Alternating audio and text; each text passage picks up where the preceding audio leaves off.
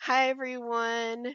Thank you so much for watching this video. And if you're watching it in person and I am not there and Numa is playing this for me on my behalf, I just want to say that I'm sorry I missed out on the summit. I was really actually looking forward to it. And I have strep throat. My son gave me that precious gift. But I also have a parent student orientation to go to because my daughter started at GCU. Yes, lopes up. And I'm saving my energy for that this afternoon. But I didn't want to leave Numa stranded. So since I had been preparing this, I thought I was going to be there today, even if I had strep. I was like, yes, I'm going to do it. And then I woke up and I'm like, I can't. So, and you all must be grateful that I'm not there because it is contagious until they told me until noon because anyways, 24-hour thing. Let's start with building better rapport with online students. I don't want to take up much of your time, but I thought I'd share these with you with hopes that they will um, aid you if you are working with online students. And it's actually interesting that I should do this via video because a lot of what we do is online and through video. And I hope I'm coming in loud and clear. So let's get started. Okay, so building rapport with online students. When we were thinking about this topic, somehow in the conversation, Numa and I were talking on chat, thinking about it, and somehow it came across to where you know how when we have our students and when we talk to them, sometimes we want to be that sounding board, but we don't want to be that punching bag. We want to come off nice and happy, but we don't want them to take advantage of us, right? You just want to be a sounding board. And then I thought, oh, this might be appropriate because sometimes we feel like punching bags and it's through no fault of our own. And I know that many of you who are listening are probably feeling worn down if you've been online in the past several months. But I pray that this will be encouraging to you, that you can be a sounding board at times, not a punching bag. But if you are either, then you'll have the tools to come and build that rapport with students. Okay, so what do we do when we're online and there's that lack of human connection, face to face connection? I thought that old school can be innovative just as much as all the other things we're being taught and learning, which are extremely valuable and important too. But I think sometimes we forget that old school is the new school or old school can also be innovative and can be practical and can really help you be more approachable when you're dealing with online students. So, my first point, this is going to be 10 or 11 things that you can do. Make a simple phone call. Now, my friends who do not like making phone calls, this is a challenge. You don't have to make as many phone calls as me. I'm not encouraging you to do that. But sometimes students just, if they are not getting it, it's just better to make that phone call. Now, if you don't want to do the phone call and you have an aversion to phone calls because there are those of us who have been traumatized by certain phone calls. Uh, can I say that? I, yes, and I don't know why, but I still keep going and I still love phone calls as my primary means of connecting with students. But if you don't do that, if you don't want to do that, that's fine. Find another way, video, make a video, do a Loom video, a quick video where you're talking to the student and you're going over something. Set up a Zoom time with them, maybe once a week if you don't have a lot of time.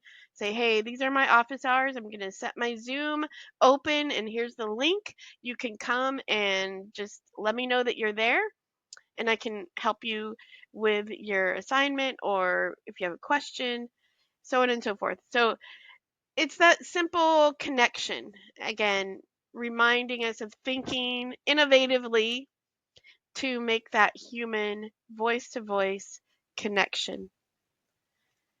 Next, use personal images. Now, this can be tricky. You don't want to necessarily be too personal with what you're showing. I'm not telling you that you need to tell everyone how many trips you go to or how many pickleball games that you've won, but it does help to connect your stories and your face and your family to them, to be more approachable, to be more um, just personable. Here I have, and the stories behind these pictures, here I have my family at Disneyland when we were able to go. We had not gone together as a family ever. I took my two kids when they were really little, but it was always my goal before my daughter graduated to be able to go there. And God provided a way for us to go. We were invited to a scholars forum with the Assemblies of God to Los Angeles, or not Los Angeles, to Vanguard and Costa Mesa. And so we were able to go for one day. We took the plunge, and the amount of stipend that they gave us, it covered it. So we were grateful for that. Um, so anyways, that's like a testimony to God's faithfulness. And then also my daughter's graduation and that she's at GCU now. I think a lot of students love to hear those stories of how God is faithful to you. And this is my Easter one, and my son, if you can see down there, um he's he doesn't rarely smile in the photos. It's hard to get him to smile. But anyways, and he's on the spectrum, and I think that also helps to share those smaller details with your students, because a lot of them have the same family dynamic, or maybe need encouragement that they can have a solid healthy family in the future, or relationships even. So number 3, use your own quirky humor. I am quirky. I am probably the queen of quirky, I feel like, or awkward. I truly feel awkward, like even with these glasses on. This is a new thing for me. I'm like, I can't get rid of that halo effect with my lighting. So, my own quirky humor. I know that a lot of my colleagues, a lot of you who are listening, I don't know who you are in the classroom, because otherwise I would be pointing you out. So maybe it's a good thing that I don't know who's watching this besides Anuma. So anyways, your own quirky humor. We all have our own way of humor, dry humor, whether it's posting memes or whether it's just posting little, like I like to do these bitmojis. Actually, a student introduced me to them a long time ago, and I just fell in love with them, because I was like, oh, this is such a great way, because I love stickers. I I have a history with stickers ever since I was little. I don't have stickers, like real stickers, now that much, except for the ones on my water bottle, and the nice GCTS one that we got from our training day, caught training day. So yeah, whatever you are using to have your own quirky humor. If it's grumpy cat, you can use grumpy cat. Or if it's bitmojis, or if it's stickers, or if it's just responding in the forum with little emojis, or if it's just you know somehow responding to different replies in the classroom, in the online classroom, with maybe some definition of like a haha afterward. Sometimes when you're using humor in the classroom, it's better to make sure you put in parentheses that they know I was kidding. I'm kidding, totally joking. This is all a joke. I hope you find this funny. I hope you understand my humor. And that's what I do. I put that little caveat. I hope you get my humor because, yeah, and a lot of students do and they appreciate it. A, I haven't had any bad EOCs when it comes to my humor. There's other things I've had bad EOCs for, but my humor is not one of them. So I think that it's connected well with a lot of students. Number 4, use your own quirky stories to connect to concepts. Okay, I'm going on the quirky theme here. Um, so this is something I'd share. One time, this is a giant gallon of pickles. I don't know if you've heard of Market on the Move or there's like a powwow thing that gives lots of food, like 60 pounds of food for really cheap. I used to go do that when we first moved to Avondale. When I first started working with GCU, we were trying to scrimp and save our pennies. And so I went to the Market on the Move, and one time they have different variety of vegetables all the time. One time they gave out giant pails of Clausen pickles. Okay, I love pickles and my kids love pickles, and so I thought, "Oh, this will be a great thing." Well, we had pickles for days and I had to throw out a lot of the pickles unfortunately, but I froze them to try to see what they if it would work. But my poor kids have been traumatized by pickles. We had pickle boats. We had I used them for hot dogs and pickles, salads with pickles. It was crazy. So, yes, use your own stories. And so I used that for a while. I don't use that anymore. But for a while, I would share with them how when I got this pail of pickles, I thought, oh, this will be awesome. I can use this pail for other things to put like toys in or um, different things that I'm keeping. And once I got all the pickles out, I could not get rid of the smell.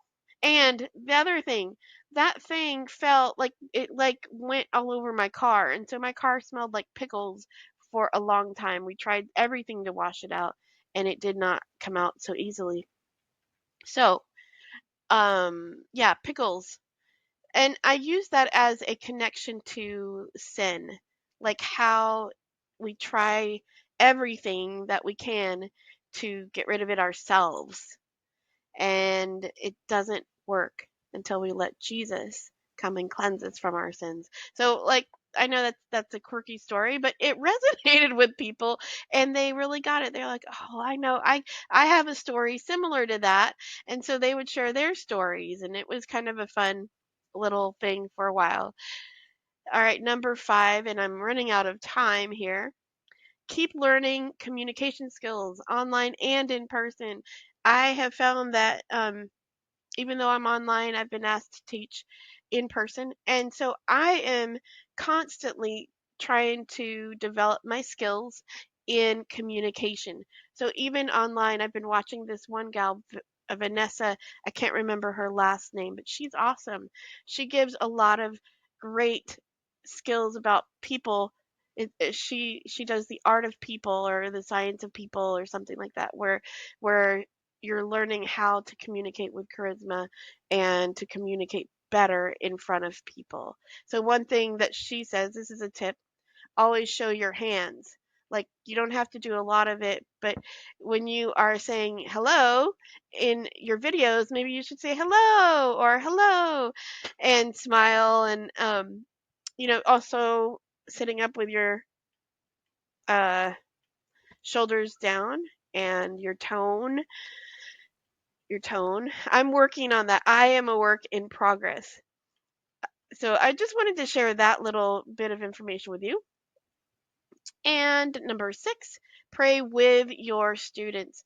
I know that we pray for them, but offer to pray with them. Call them if their family is experiencing loss or if they're struggling. call them and pray with them, or send them, if you don't want to call them, send them a prayer via Loom and just tell them, hey, I prayed for you and I wanted you to know this, and read a verse or something to let them know that you actually did pray and hear your voice praying for them and with them. Number 7, ask them about the details. I have a bearded dragon. I put that in there and I look when they post their introduction for their pets, and then I connect with them about their pets. So ask them about the details and then remember the details. Remember the details. That's important. And so I always go back. How do I remember the details? When I'm trying to connect with a student, I go back to the introduction and then I read over it and I'm like, oh yeah, they had a dog. I'm going to ask them how their dog is doing. How is their mini zoo? How is their bearded dragon? Because I have one too. And so we connect on those little details. Also, lean into the hard conversations. This isn't easy.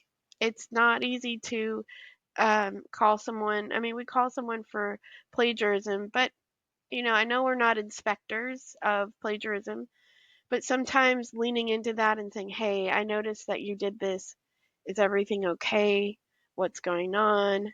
Um, it's easy to just send them off to academic compliance, but maybe take a minute, pray about it, and see if there's anything beyond what you are seeing is happening. Number 10, learn, learn and lean into what it means to be fully human. See my face here. Yikes, that's scary. Comforting others, understanding that students have carrying a load.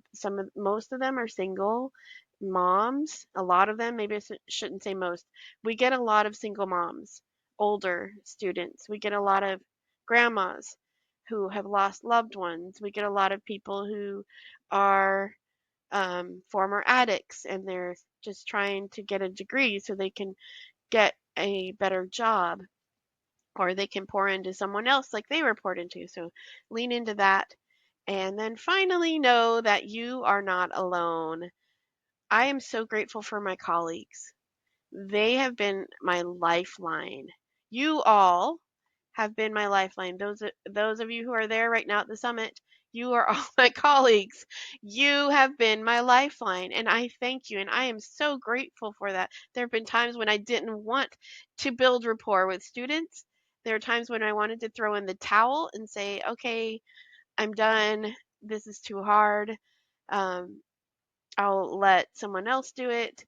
And some of you have picked up that time and said, hey, I'll help you out. I'll grade for you. You take care of you. And Numa, I don't know if you're going to show this today, but I really appreciated you reaching out and saying, just take care of your daughter and yourself and don't worry about it. But I did want to contribute. And hopefully this is a short, it's not very short, it's too long. But if you all made it through, kudos to you and thank you. I am so grateful for you. So, like building rapport, it takes a village. It takes a team to talk with each other to help us while we're working through this together. So I pray blessings on you, and I hope that this encouraged you today. If you have any other questions, I've got tons of tips, tons of ideas. If you want to shoot me an email or message or a chat, um, I'm happy to do that, and I'm happy to brainstorm some ideas for you and with you.